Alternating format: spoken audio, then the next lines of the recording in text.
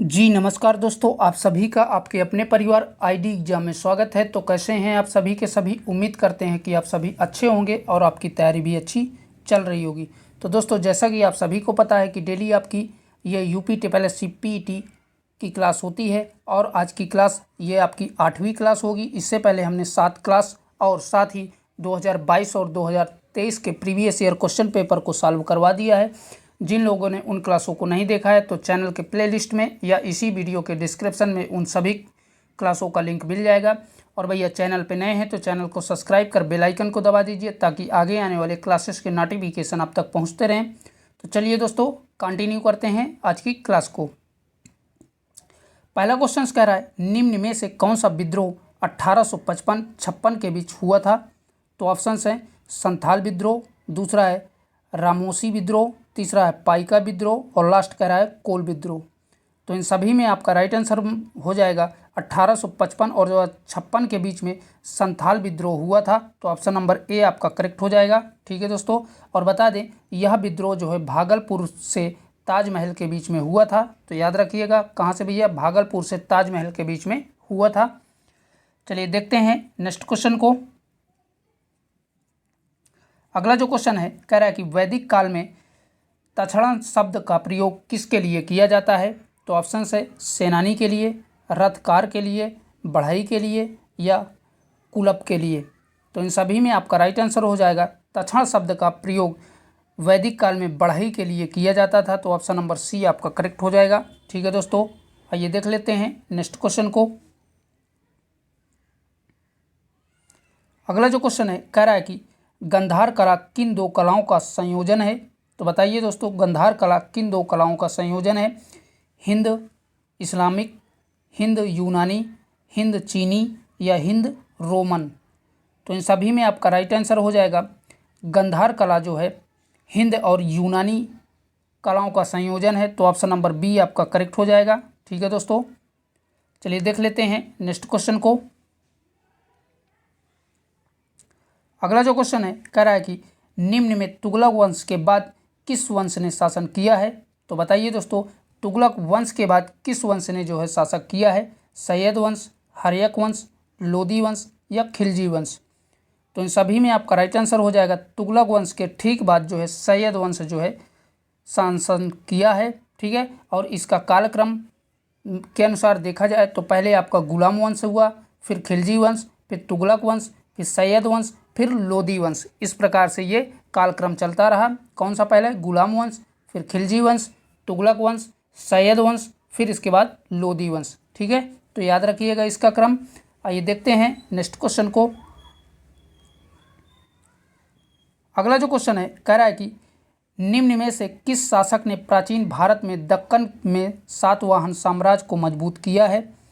तो ऑप्शन है इसके गौतमी पुत्र सतकर्णी, दूसरा है यज्ञश्री सतकर्णी, तीसरा है शिव स्कंद सतकर्णी और लास्ट कह रहा है सिमुक। तो इन सभी में आपका राइट आंसर हो जाएगा गौतमी पुत्र सतकर्णी ने जो है दक्कन में सातवाहन साम्राज्य को मजबूत किया था। तो ऑप्शन नंबर ए आपका करेक्ट हो जाएगा। ठीक है दोस्तों, याद रखिएगा। और बता दें इस जो है गौतमी पुत्र सतकर्णी को जो है वर्णाश्रम व्यवस्था का जो है कट्टर समर्थन माना जाता था। किसका भैया, वर्णाश्रम व्यवस्था का। यही वर्णाश्रम व्यवस्था का जो है इसको कट्टर समर्थक माना जाता है। तो याद रखिएगा। चलिए देख लेते हैं नेक्स्ट क्वेश्चन को। अगला जो क्वेश्चन है कह रहा है कि बंगाल में किस गवर्नर जनरल ने सती प्रथा को गैर कानूनी घोषित किया था। तो बताइए दोस्तों, बंगाल में किस गवर्नर जनरल ने सती प्रथा पर गैर कानूनी घोषित किया था। तो इन सभी में आपका राइट आंसर बनेगा option number A, William Bentinck के द्वारा जो है इसको घोषित किया गया था। तो ऑप्शन नंबर ए आपका करेक्ट हो जाएगा। ठीक है दोस्तों, आइए देख लेते हैं नेक्स्ट क्वेश्चन को। अगला जो क्वेश्चन है कह रहा है कि निम्न में से किसने आगरा में शीश महल का निर्माण कराया था। तो बताइए दोस्तों, इनमें से किसने जो है आगरा में शीश महल का निर्माण करवाया था। बाबर ने, अकबर ने, हुमायूं ने, शाहजहां ने। तो इन सभी में आपका राइट आंसर बनेगा शाहजहां के द्वारा आगरा में शीश महल का निर्माण करवाया गया था। तो ऑप्शन नंबर डी आपका करेक्ट हो जाएगा। ठीक है दोस्तों, आइए देख लेते हैं नेक्स्ट क्वेश्चन को। अगला जो क्वेश्चन है कह रहा है कि निम्नलिखित में से कर्क रेखा किस राज्य से होकर के नहीं गुजरती है। तो इन चारों में से आपको बताना है कि कर्क रेखा किस राज्य से होकर के नहीं गुजरती है। त्रिपुरा, छत्तीसगढ़, राजस्थान या असम। तो इन सभी में आपका राइट आंसर हो जाएगा कर्क रेखा जो है असम राज्य से होकर के नहीं गुजरती है। तो ऑप्शन नंबर डी आपका करेक्ट हो जाएगा। और बता दें दोस्तों, कर्क रेखा 23.5 डिग्री उत्तरी अक्षांश से गुजरती है, जो भारत के 8 राज्यों से होकर के जाती है। और वो 8 राज्य कौन कौन से हैं? पहला है गुजरात, दूसरा है राजस्थान, तीसरा है मध्य प्रदेश, चौथा है छत्तीसगढ़, पाँचवा है झारखंड और छठा है पश्चिम बंगाल और सातवां है त्रिपुरा और आठवां है मिजोरम। तो आठों के आठों याद रखिएगा और यह 23.5 डिग्री उत्तरी अक्षांश से होकर के गुजरती है। चलिए देखते हैं नेक्स्ट क्वेश्चन को। अगला जो क्वेश्चन है, लॉर्ड कर्जन द्वारा बंगाल के विभाजन की घोषणा किस वर्ष की गई थी? तो बताइए दोस्तों, लॉर्ड कर्जन द्वारा बंगाल के विभाजन की घोषणा किस वर्ष की गई थी? 1908 में, 1905 में, 1910 में या 1907 में? तो राइट आंसर बनेगा ऑप्शन नंबर बी, 1905 में लॉर्ड कर्जन द्वारा बंगाल के विभाजन की घोषणा की गई थी। ठीक है दोस्तों, आइए देख लेते हैं नेक्स्ट क्वेश्चन को। अगला जो क्वेश्चन है, राष्ट्रगोप्तार नामक समाचार पत्र ने किसके लिए सामाजिक धार्मिक सुधारों के संदेशों का प्रचार किया था? तो बताइए दोस्तों, राष्ट्रगोप्तार नामक समाचार पत्र किसके लिए जो है धार्मिक सुधारों का जो है संदेश का प्रचार किया था? पहला है सिख, दूसरा है हिंदू, तीसरा है पारसी और लास्ट है मुस्लिम। तो राइट आंसर हो जाएगा पारसियों के लिए जो है यह प्रचार प्रसार किया था समाचार पत्र। और तो ऑप्शन नंबर सी आपका करेक्ट हो जाएगा। और बता दें, यह समाचार पत्र दादा भाई नौरोजी द्वारा 1951 में शुरू किया गया था। ठीक है, चलिए देखते हैं नेक्स्ट क्वेश्चन को। अगला जो क्वेश्चन है कह रहा है कि निम्न में से रेगुर मिट्टी को और किस नाम से जाना जाता है? तो बताइए दोस्तों, रेगुर मिट्टी को और किस नाम से जाना जाता है? लाल मिट्टी, जलोढ़ मिट्टी, लैटेराइट मिट्टी, काली मिट्टी। तो इन सभी में आपका राइट आंसर बनेगा रेगुर मिट्टी को काली मिट्टी के नाम से जाना जाता है। मोस्ट इंपॉर्टेंट क्वेश्चन है दोस्तों। और बता दें, यह जो है मिट्टी कपास के खेती के लिए अत्यंत उपयोगी होती है, इसीलिए इसको जो है कपासी मिट्टी भी कहा जाता है। ठीक है, इस काली मिट्टी को कपासी मिट्टी के नाम से भी जाना जाता है और यह कपास के खेती के लिए जो है अत्यंत उपयोगी होती है। चलिए देखते हैं नेक्स्ट क्वेश्चन को। अगला जो क्वेश्चन है कह रहा है कि हरित क्रांति द्वारा पारंपरिक खेती के विरुद्ध किस कृषि तकनीकी को बढ़ावा दिया गया है? पहला कह रहा है श्रम प्रधान खेती, दूसरा कह रहा है जैविक खेती, तीसरा कह रहा है स्वदेशी खेती और लास्ट कह रहा है वैज्ञानिक खेती। तो इन सभी में आपका राइट आंसर हो जाएगा वैज्ञानिक खेती को जो है बढ़ावा दिया गया है हरित क्रांति द्वारा। ठीक है, तो ऑप्शन नंबर डी आपका करेक्ट हो जाएगा। चलिए देख लेते हैं नेक्स्ट क्वेश्चन को।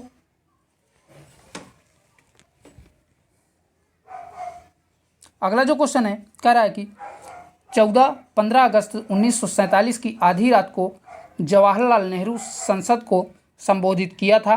ठीक उनके बाद संबोधित करने वाले वक्ता निम्न में से कौन थे? तो बताइए दोस्तों, जवाहरलाल नेहरू के ठीक बाद किसने जो है संसद को संबोधित किया था? पहला कह रहा है डॉक्टर राजेंद्र प्रसाद, दूसरा कह रहा है सर्वपल्ली राधाकृष्णन, तीसरा कह रहा है सरदार वल्लभ भाई पटेल और लास्ट कह रहा है सी गोपालाचारी। तो इन सभी में आपका राइट आंसर हो जाएगा 1947 की आधी रात को 15 अगस्त के जो है जवाहरलाल नेहरू के ठीक बाद जो है डॉक्टर सर्वपल्ली राधाकृष्णन जो है संसद को संबोधित किए थे। तो ऑप्शन नंबर बी आपका करेक्ट हो जाएगा। ठीक है दोस्तों, चलिए देख लेते हैं नेक्स्ट क्वेश्चन को।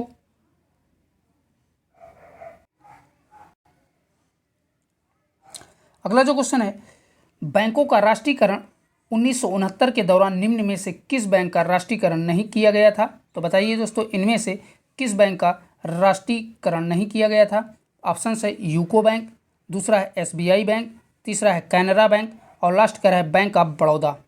तो इन सभी में आपका राइट आंसर हो जाएगा एसबीआई बैंक अर्थात भारतीय स्टेट बैंक का जो है राष्ट्रीयकरण नहीं किया गया था 1969 में। और बता दें, इस एसबीआई अर्थात भारतीय स्टेट बैंक का राष्ट्रीयकरण 1955 में ही पहले ही हो गया था। तो याद रखिएगा इसका राष्ट्रीयकरण कब हुआ था। भारतीय स्टेट बैंक अर्थात एसबीआई का 1955 में किया गया था। तो याद रखिएगा दोस्तों। चलिए बढ़ते हैं नेक्स्ट क्वेश्चन की ओर। क्वेश्चन है, निम्न में से कौन सा राज्य लिग्नाइट कोयले का सबसे बड़ा उत्पादक है। तो ऑप्शन है तमिलनाडु, झारखंड, छत्तीसगढ़, उड़ीसा। तो बताइए दोस्तों, लिग्नाइट कोयले का सबसे बड़ा उत्पादक राज्य कौन सा है इन चारों में से। तो राइट आंसर बनेगा तमिलनाडु जो है लिग्नाइट कोयले का सबसे बड़ा उत्पादक राज्य है भारत में। चलिए देखते हैं अगले क्वेश्चन को। अगला जो क्वेश्चन है कह रहा है कि निम्न में से कौन सी नदी या मिलकर के गंगा नदी का निर्माण करती हैं। मोस्ट इंपॉर्टेंट क्वेश्चन है दोस्तों। तो बताइए गंगा नदी का निर्माण किन दो नदियों से मिलकर के हुआ है। पहला कह रहा है अलकनंदा और मंदाकिनी, दूसरा कह रहा है मंदाकिनी और धौला गंगा, तीसरा कह रहा है भागीरथी और मंदाकिनी, और लास्ट कह रहा है अलकनंदा और भागीरथी। तो इन सभी में आपका राइट आंसर हो जाएगा अलकनंदा और भागीरथी दोनों मिलकर के गंगा नदी का निर्माण करती हैं। तो ऑप्शन नंबर डी आपका करेक्ट हो जाएगा। आइए देख लेते हैं नेक्स्ट क्वेश्चन को। अगला जो क्वेश्चन है, जीएसटी परिषद का चेयरमैन कौन होता है। तो बताइए दोस्तों, जीएसटी परिषद का चेयरमैन कौन होता है। वित्त आयोग का चेयरमैन, रेल मंत्रालय का अध्यक्ष, भारतीय रिजर्व बैंक का गवर्नर, और लास्ट कह रहा है केंद्रीय वित्त मंत्री। तो इन सभी में आपका राइट आंसर हो जाएगा केंद्रीय वित्त मंत्री जीएसटी परिषद का चेयरमैन होता है। तो ऑप्शन नंबर डी आपका करेक्ट हो जाएगा। और बता दें संविधान के 101वें संशोधन 2016 के तहत जो है किसके भैया 2016 के तहत अनुच्छेद 279 के ए में इसका प्रावधान दिया गया है। ठीक है, इसी के द्वारा ही जीएसटी भारत में लागू की गई थी इसी संशोधन के तहत। ठीक है, तो दोनों के दोनों याद रखिएगा। इसका संशोधन कब हुआ था 101वें संविधान संशोधन 2016 में, और इसका अनुच्छेद 279 के ए में इसका प्रावधान दिया गया है। ठीक है, और इसका चेयरमैन केंद्रीय वित्त मंत्री होता है। तो सारे के सारे फैक्ट याद रखिएगा। आइए देख लेते हैं नेक्स्ट क्वेश्चन को। अगला जो क्वेश्चन है, भारतीय अर्थव्यवस्था पर वैश्वीकरण का निम्न में से कौन सा नकारात्मक प्रभाव है। तो बताइए दोस्तों, इन चारों में से भारतीय अर्थव्यवस्था पर वैश्वीकरण का कौन सा नकारात्मक प्रभाव है। पहला कह रहा है नेतृत्व शैलियों के प्रति प्रतिबंधित दृष्टिकोण का उदय, दूसरा है रोजगार में महिला भागीदारी में वृद्धि, तीसरा है बाल मजदूरी की समाप्ति, और लास्ट कह रहा है सापेक्ष अभाव में वृद्धि। तो इन सभी में आपका राइट आंसर बनेगा नेतृत्व शैलियों के प्रति प्रतिबंधक दृष्टिकोण का उदय, यही इसका सही जवाब हो जाएगा। तो याद रखिएगा। आइए देखते हैं अगले क्वेश्चन को। अगला जो क्वेश्चन है कह रहा है कि जब एक पत्थर ऊपर की ओर फेंका जाता है तो किस प्रकार की ऊर्जा का रूपांतरण होगा। तो बताइए दोस्तों, जब कोई पत्थर ऊपर की ओर फेंका जाता है तो उस पर कैसी ऊर्जा होगी। यांत्रिक ऊर्जा गतिज ऊर्जा में बदल जाएगी, दूसरा कह रहा है गतिज ऊर्जा यांत्रिक ऊर्जा में बदल जाएगी, अगला कह रहा है गतिज ऊर्जा गुरुत्वीय स्थितिज ऊर्जा में बदल जाएगी, और लास्ट कह रहा है ऊर्जा में कोई परिवर्तन नहीं। तो इन सभी में आपका राइट आंसर बनेगा ऑप्शन नंबर सी, गतिज ऊर्जा गुरुत्वीय स्थितिज ऊर्जा में बदल जाएगी, यही इसका सही जवाब हो जाएगा ऑप्शन नंबर सी। ठीक है दोस्तों, चलिए देख लेते हैं अगले क्वेश्चन को। अगला जो क्वेश्चन है, भारत का चुनाव आयोग 1979 में एक 3 सदस्यीय निकाय बन गया, इसे फिर से किस वर्ष एकल सदस्यीय निकाय बनाया गया है। तो बताइए कौन से वर्ष जो है इसको एकल सदस्यीय निकाय बनाया गया था। पहला कह रहा है 1995, दूसरा कह रहा है 1990, तीसरा है 1993, और लास्ट कह रहा है 1992। तो राइट आंसर बनेगा 1990 में जो है इसको पुनः एक सदस्यीय निकाय बनाया गया था। ठीक है, तो याद रखिएगा। चलिए बढ़ते हैं अगले क्वेश्चन की ओर।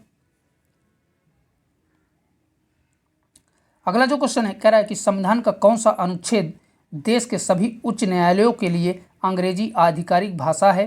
तो बताइए इसका प्रावधान किस अनुच्छेद में दिया गया है। ऑप्शंस हैं 355 के ए में, अगला है 351 के ए में, अगला है 330 के ए में, और लास्ट है 348 के ए में। तो इन सभी में आपका राइट आंसर हो जाएगा इसका प्रावधान जो है अनुच्छेद 348 के ए में दिया गया है। तो ऑप्शन नंबर डी आपका करेक्ट हो जाएगा। ठीक है दोस्तों, आइए देख लेते हैं नेक्स्ट क्वेश्चन को। अगला जो क्वेश्चन है, जल की स्थायी कठोरता दूर करने के लिए उसमें क्या मिलाया जाता है? तो बताइए दोस्तों, जल की स्थायी कठोरता को दूर करने के लिए उस पर क्या मिलाया जाता है? पहला है ब्लीचिंग पाउडर, दूसरा है चूना, तीसरा है बेकिंग सोडा और लास्ट कह रहा है वॉशिंग सोडा। तो इन सभी में आपका राइट आंसर बनेगा वॉशिंग सोडा जो है जल की स्थायी कठोरता को दूर करने के लिए मिलाया जाता है। तो ऑप्शन नंबर डी आपका करेक्ट हो जाएगा। ठीक है दोस्तों, आइए देख लेते हैं अगले क्वेश्चन को। अगला जो क्वेश्चन है, कह रहा है कि पंजाब नेशनल बैंक में विलय होने वाला कौन सा वाणिज्य बैंक है? पहला कह रहा है बैंक ऑफ बड़ौदा, दूसरा है न्यू बैंक ऑफ इंडिया, तीसरा है इलाहाबाद बैंक और लास्ट कह रहा है HDFC बैंक। तो इन सभी में आपका राइट आंसर बनेगा दिए गए ऑप्शनों में से आपका ऑप्शन नंबर बी करेक्ट हो जाएगा। न्यू बैंक ऑफ इंडिया यही जो है पंजाब नेशनल बैंक में विलय होने वाला बैंक है, न्यू बैंक ऑफ इंडिया। ठीक है भैया, आइए देखते हैं नेक्स्ट क्वेश्चन को। अगला जो क्वेश्चन है, निम्न में से कौन सा अनुच्छेद मौलिक अधिकारों को लागू करने के लिए सर्वोच्च न्यायालय में याचिका दायर के अधिकार की गारंटी देता है? तो बताइए दोस्तों, कौन सा अनुच्छेद मौलिक अधिकार को सर्वोच्च न्यायालय में याचिका दायर करने की गारंटी देता है? अनुच्छेद 17, अनुच्छेद 32, अनुच्छेद 45 या अनुच्छेद 21? तो बताइए इन सभी में कौन सा राइट आंसर बनेगा? तो राइट आंसर हो जाएगा ऑप्शन नंबर बी, अनुच्छेद 32 जो है इसका प्रावधान अर्थात अधिकार की गारंटी देता है। ठीक है, तो अनुच्छेद आपका 32 राइट हो जाएगा। और बता दें, अनुच्छेद 32 को ही डॉक्टर भीमराव अंबेडकर द्वारा संविधान की आत्मा कहा गया है। तो मोस्ट इंपॉर्टेंट है, कई बार कई एग्जामों में पूछा है कि डॉक्टर भीमराव अंबेडकर द्वारा कौन से अनुच्छेद को संविधान की आत्मा कहा गया है? तो यही आपका अनुच्छेद 32 को ही डॉक्टर भीमराव अंबेडकर द्वारा संविधान की आत्मा कहा गया है। ठीक है दोस्तों, याद रखिएगा। आइए देखते हैं अगले क्वेश्चन को। अगला जो क्वेश्चन है, कह रहा है कि राज्य लोक सेवा आयोग के अध्यक्ष और सदस्यों की नियुक्ति किसके द्वारा की जाती है? तो बताइए दोस्तों, किसके द्वारा की जाती है? राज्यपाल के द्वारा, प्रधानमंत्री के द्वारा, राष्ट्रपति द्वारा या महान्यायवादी द्वारा? तो इन सभी में आपका राइट आंसर बनेगा ऑप्शन नंबर 1 करेक्ट हो जाएगा। राज्य लोक सेवा आयोग के अध्यक्ष और सदस्यों की नियुक्ति राज्यपाल द्वारा की जाती है। तो ऑप्शन नंबर ए आपका करेक्ट हो जाएगा। और बता दें, संविधान के अनुच्छेद 316 में इसका प्रावधान दिया गया है। ठीक है, इसके बारे में संविधान के अनुच्छेद 316 में इसका प्रावधान दिया है, तो याद रखिएगा। आइए देखते हैं अगले क्वेश्चन को। अगला जो क्वेश्चन है, कह रहा है कि संविधान के कौन से अनुच्छेद में कार्यपालिका से न्यायपालिका के पृथक्करण का प्रावधान दिया गया है? मोस्ट इंपॉर्टेंट है दोस्तों। तो बताइए, किस अनुच्छेद में कार्यपालिका से न्यायपालिका के पृथक्करण का प्रावधान दिया है? अनुच्छेद 41 में, अनुच्छेद 45 में, अनुच्छेद 44 में या अनुच्छेद 50 में? तो इन सभी में आपका राइट आंसर बनेगा ऑप्शन नंबर डी करेक्ट हो जाएगा। अनुच्छेद 50 में जो है इसका प्रावधान दिया गया है। तो ऑप्शन नंबर डी आपका करेक्ट हो जाएगा। ठीक है दोस्तों, क्वेश्चन कह रहा है, निम्न में से कौन सा युग्म गलत सम्मिलित है? तो बताइए कौन सा युग्म जो है गलत दिया गया है? पहला है कुशिंग सिंड्रोम, कोर्टिसोल, दूसरा है मधुमेह इंसुलिन, तीसरा है घेंगा थायरॉक्सिन और लास्ट कह रहा है एक्रोमेगाली एंड्रालिन। तो इन सभी में आपका राइट आंसर बनेगा ऑप्शन नंबर डी, यही आपका गलत सम्मिलित है। ठीक है, एक्रोमेगाली एड्रालिन यही आपका गलत दिया हुआ है। ठीक है, और बाकी आपके सही दिए हैं।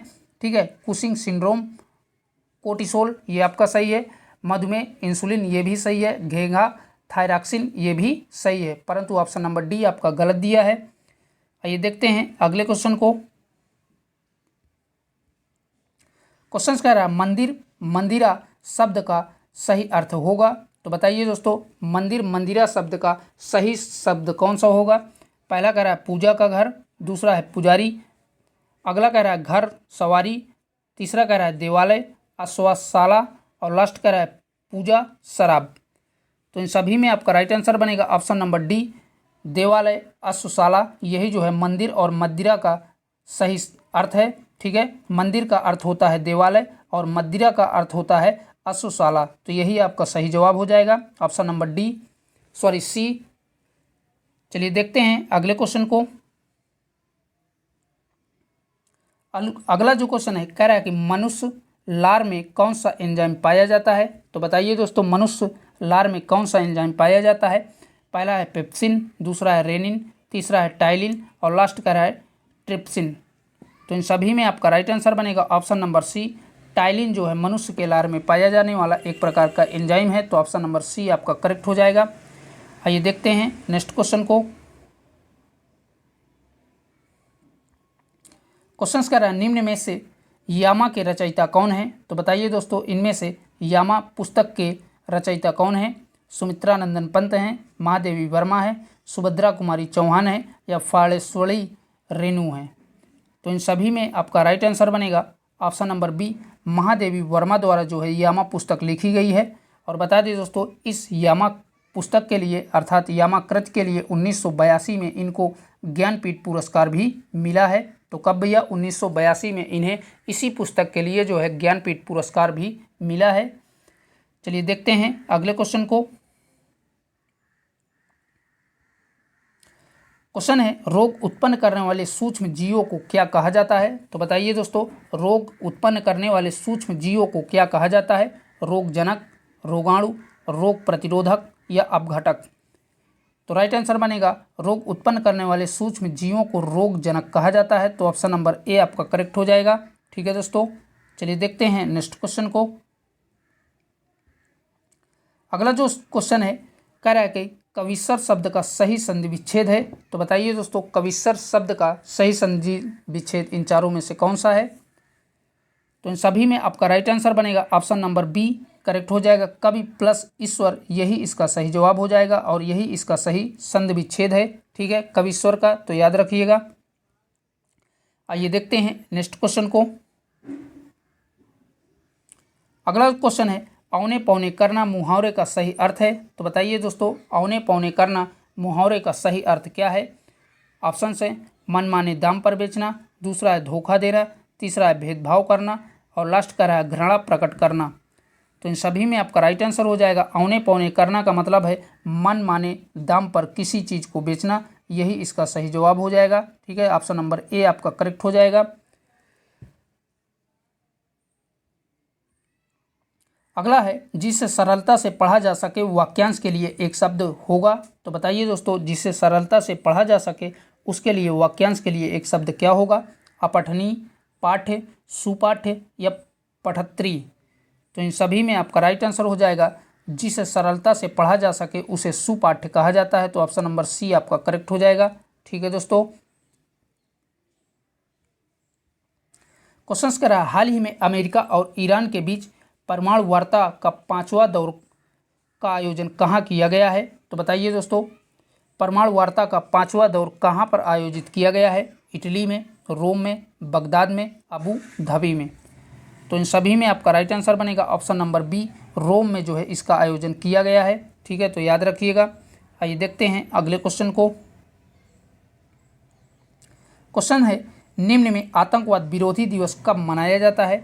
तो बताइए भैया, आतंकवाद विरोधी दिवस कब मनाया जाता है। 22 मार्च को, 21 मई को, 5 जून को या 15 मई को। तो इन सभी में आपका राइट आंसर हो जाएगा आतंकवाद विरोधी दिवस 21 मई को प्रतिवर्ष मनाया जाता है। तो ऑप्शन नंबर बी आपका करेक्ट हो जाएगा। अगला जो क्वेश्चन है कह रहा है कि टेनिस की ग्रैंड स्लैम प्रतियोगिता फ्रेंच ओपन 2025 के पुरुष एकल का खिताब किसने जीता है। तो बताइए भैया, यह प्रतियोगिता किसके द्वारा जीती गई है। ऑप्शन है इसके, पहला कह रहा है कार्लोस अल्काराज, दूसरा कह रहा है आंद्रे रूबलेव, तीसरा कह रहा है जेनिक सिनर और लास्ट कह रहा है नोवाक जोकोविच। तो इन सभी में आपका राइट आंसर बनेगा कार्लोस अल्काराज के द्वारा जो है यह खिताब जीता गया है। ठीक है, तो ऑप्शन नंबर ए आपका करेक्ट हो जाएगा। आइए देख लेते हैं अगले क्वेश्चन को। क्वेश्चन है हाल ही में सागरमाथा संवाद का आयोजन कहाँ किया गया है। बताइए दोस्तों, मोस्ट इम्पॉर्टेंट है, हाल ही में सागरमाथा संवाद का आयोजन कहाँ पर किया गया है। अमेरिका में, सऊदी अरब में, काठमांडू में या लंदन में। तो इन सभी में आपका राइट आंसर बनेगा ऑप्शन नंबर सी करेक्ट हो जाएगा। नेपाल की राजधानी काठमांडू में जो है इसका आयोजन किया गया है। और बता दें इस संवाद का मुख्य विषय जो है जलवायु परिवर्तन, पर्वत और मानवता का भविष्य था। ठीक है, इसका मुख्य विषय क्या था भैया? जलवायु परिवर्तन, पर्वत और मानवता का भविष्य इसका मुख्य विषय था। ठीक है, और इसका आयोजन काठमांडू अर्थात नेपाल की राजधानी काठमांडू में किया गया है। चलिए देखते हैं नेक्स्ट क्वेश्चन को। क्वेश्चन कह रहा है उत्तर प्रदेश सरकार के साथ मिलकर के किसने यूपी एग्रीज और एआई प्रज्ञा पहल की शुरुआत की है? तो बताइए दोस्तों किसने जो है यूपी एग्रीज और एआई प्रज्ञा पहल की शुरुआत जो है उत्तर प्रदेश सरकार के साथ मिलकर के की है? नाबार्ड ने, WTO ने, विश्व बैंक ने या WHO ने? तो इन सभी में आपका राइट आंसर बनेगा ऑप्शन नंबर सी करेक्ट हो जाएगा। विश्व बैंक ने जो है उत्तर प्रदेश सरकार के साथ मिल करके यह पहल शुरू की है। और बता दें दोस्तों इसका उद्घाटन मुख्यमंत्री योगी आदित्यनाथ और विश्व बैंक के अध्यक्ष अजय बंगा द्वारा जो है इसका उद्घाटन किया गया है। ठीक है, तो याद रखिएगा किसके द्वारा? मुख्यमंत्री, उत्तर प्रदेश के मुख्यमंत्री योगी आदित्यनाथ और विश्व बैंक के अध्यक्ष अजय बंगा द्वारा जो है इसका उद्घाटन किया गया था। चलिए दोस्तों देखते हैं नेक्स्ट क्वेश्चन को। अगला जो क्वेश्चन है कह रहा है कि चंद्रयान 3 के लैंडर का क्या नाम था? मोस्ट इंपॉर्टेंट क्वेश्चन है दोस्तों, अभी ये हाल ही NTPC एग्जाम में आया हुआ क्वेश्चन है। तो बताइए चंद्रयान 3 के लैंडर का क्या नाम था? विक्रम था, प्रज्ञान था, आदित्य था या विज्ञान था? तो इन सभी में आपका राइट आंसर हो जाएगा ऑप्शन नंबर ए आपका करेक्ट हो जाएगा। विक्रम जो है चंद्रयान 3 के लैंडर का नाम था। अगर दोस्तों आपसे इसके रोवर का नाम पूछता है तो इसके रोवर का नाम जो है प्रज्ञान था। तो दोनों के दोनों याद रखिएगा। इस प्रश्न का आंसर ऑप्शन नंबर ए आपका करेक्ट हो जाएगा। ठीक है दोस्तों, चलिए देख लेते हैं नेक्स्ट क्वेश्चन को।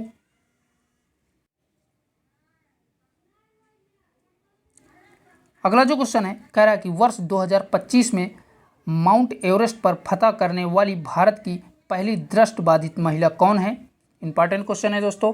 तो बताइए माउंट एवरेस्ट पर फतह करने वाली भारत की पहली दृष्टिबाधित महिला कौन सी हैं? पहला है संतोष यादव, दूसरा है नेहा राठौर, तीसरा है रजनी कुमारी और लास्ट कह रहा है छोजिन आंगयो। तो इन सभी में आपका राइट आंसर हो जाएगा छोजिन आंगयो द्वारा जो है माउंट एवरेस्ट पर फतह करने वाली ये पहली भारत की दृष्टिबाधित महिला बन गई हैं। तो ऑप्शन नंबर डी आपका करेक्ट हो जाएगा। और बता दें दोस्तों यह हिमाचल प्रदेश की रहने वाली हैं और यह विश्व की 5वीं दृष्टिबाधित महिला पर्वतारोही बन गई हैं। पूरे विश्व में अगर बात करें तो ये 5वें नंबर की दृष्टिबाधित महिला पर्वतारोही बन गई हैं। तो याद रखिएगा। ठीक है, चलिए बढ़ते हैं अगले क्वेश्चन की ओर। अगला जो क्वेश्चन है भारत का पहला सफ़ेद बाघ प्रजनन कहाँ स्थापित किया जाएगा? तो बताइए दोस्तों भारत का पहला सफ़ेद बाघ प्रजनन कहाँ पर स्थापित किया जाएगा? रीवा मध्य प्रदेश में, इटावा उत्तर प्रदेश में, सिवान बिहार में या चमोली उत्तराखंड में?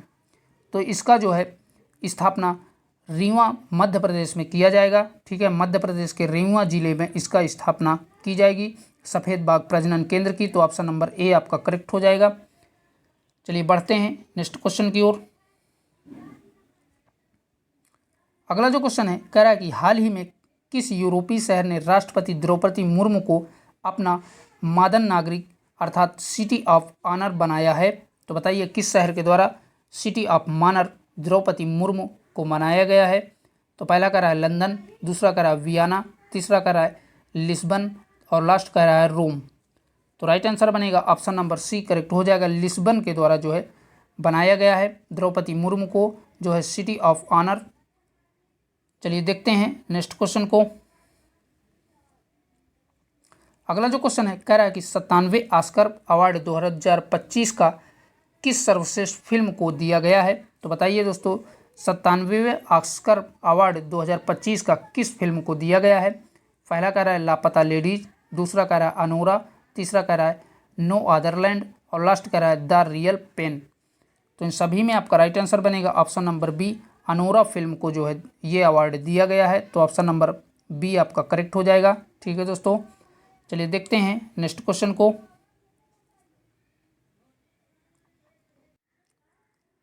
अगला जो क्वेश्चन है कह रहा है कि निम्न में से लोकसभा का अध्यक्ष अपना त्यागपत्र किसे सौंप सकते हैं? तो बताइए दोस्तों, लोकसभा का अध्यक्ष अपना त्यागपत्र किसको सौंपते हैं? प्रधानमंत्री को, लोकसभा के उपाध्यक्ष को, राष्ट्रपति को या राज्यपाल को?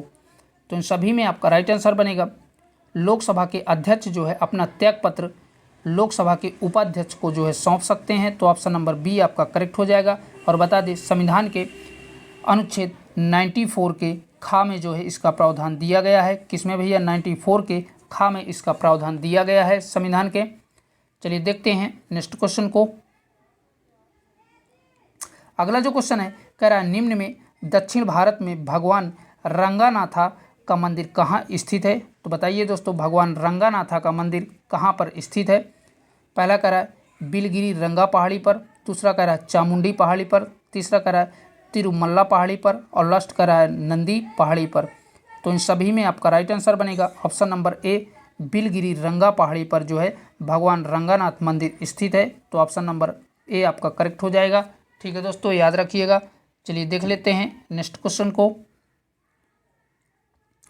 अगला जो क्वेश्चन है, कह रहा है कि भारत में जंगली गधे और ऊंट निम्न में से किस प्रकार के वनों में पाए जाते हैं?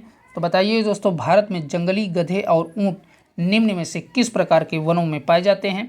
पहला कह रहा है तटीय इलाकों वन में, दूसरा कह रहा है उष्णकटिबंधीय सदाबहार वन में, और अगला कह रहा है कांटेदार वन और झाड़ियाँ, तीसरा लास्ट कह रहा है पर्वतीय वन।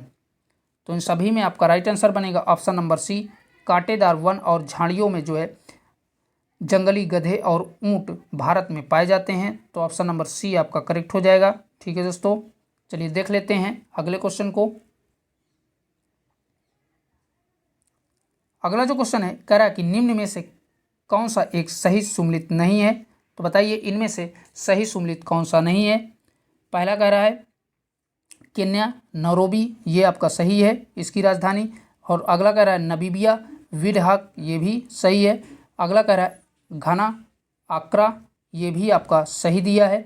और लास्ट कह रहा है नाइजीरिया रबात, ये आपका दोस्तों गलत दिया हुआ है और यही जो है इस प्रश्न का आंसर हो जाएगा। और बता दें, नाइजीरिया की राजधानी जो है अबूजा होती है। कहाँ भैया? अबूजा होती है, ना कि रबात होती है। ठीक है, तो याद रखिएगा इसकी राजधानी नाइजीरिया की अबूजा होती है और यही इस प्रश्न का आंसर भी हो जाएगा। ऑप्शन नंबर डी करेक्ट हो जाएगा। चलिए देखते हैं नेक्स्ट क्वेश्चन को। अगला जो क्वेश्चन है, कह रहा है कि देवदासी राष्ट्रीय पुरस्कार डैश राज्य में तीर्थ केंद्र में आयोजित नृत्य उत्सव में दिया जाता है? तो बताइए दोस्तों, यह किस राज्य में दिया जाता है? पहला है तेलंगाना, दूसरा है छत्तीसगढ़, तीसरा है तमिलनाडु और लास्ट कह रहा है उड़ीसा। तो इन सभी में आपका राइट आंसर बनेगा दोस्तों ऑप्शन नंबर डी, उड़ीसा राज्य में ये जो है पुरस्कार दिया जाता है। तो ऑप्शन नंबर डी आपका करेक्ट हो जाएगा। ठीक है दोस्तों, आइए देखते हैं अगले क्वेश्चन को। अगला जो क्वेश्चन है, कह रहा है कि भारत में आधुनिक नृत्य का जनक किसे कहा जाता है? तो बताइए दोस्तों, आधुनिक नृत्य का जनक भारत में किसे कहा जाता है? पहला है बिरजू महाराज, दूसरा है उदय शंकर, तीसरा है गोपी कृष्ण और लास्ट कह रहा है गुरु विपिन सिंह। तो इन सभी में आपका राइट आंसर हो जाएगा ऑप्शन नंबर बी करेक्ट हो जाएगा। भारत में आधुनिक नृत्य का जनक उदय शंकर जी को कहा जाता है। तो ऑप्शन नंबर बी आपका करेक्ट हो जाएगा। ठीक है दोस्तों, चलिए देख लेते हैं नेक्स्ट क्वेश्चन को। अगला क्वेश्चन है, कह रहा है कि निम्न में डायमंड हार्बर और साल्ट लेक सिटी कहाँ पर स्थित है? तो बताइए दोस्तों, डायमंड हार्बर और साल्ट लेक सिटी कहाँ पर स्थित है? तो ऑप्शंस हैं फ्लोरिडा में, दूसरा है पेरिस में, तीसरा है शिकागो में और लास्ट कह रहा है कोलकाता में। तो इन सभी में आपका राइट आंसर बनेगा डायमंड हार्बर और साल्ट लेक सिटी, ये जो है आपका कोलकाता में स्थित हैं। तो ऑप्शन नंबर डी आपका करेक्ट हो जाएगा।